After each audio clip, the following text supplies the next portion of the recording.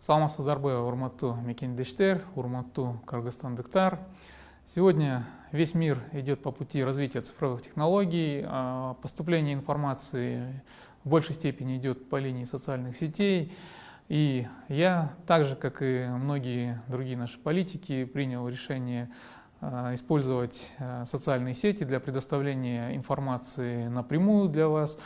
Я думаю, что это позволит вам формировать объективную картину того, чем занимается правительство, какие решения принимаются на уровне правительства и какую работу ведется на сегодняшний день нашими государственными органами.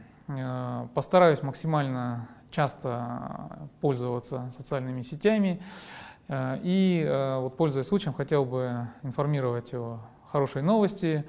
Буквально недавно у нас состоялась встреча с чрезвычайным полномочным послом Китайской Народной Республики в Кыргызстане, где китайская сторона информировала о намерении увеличить пропускную способность на пунктах пропуска Торогард и Иркиштам. Вы знаете, что часто в нашей стране были высказывания со стороны работников рынков, Дордо и других рынков о том, что товаров в Кыргызстане мало, товары не поступают.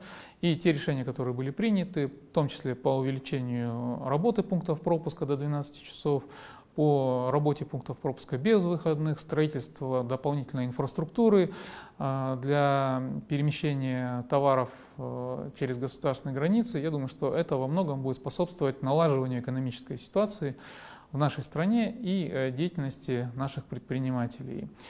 Уважаемые соотечественники, я постараюсь как можно чаще использовать инструменты социальных сетей, в том числе и прямые эфиры, и надеюсь на вашу обратную связь. Пожалуйста, высказывайте ваши обращения, постараюсь по мере возможности все это читать и давать вам обратную реакцию. Жду от вас конструктивных предложений.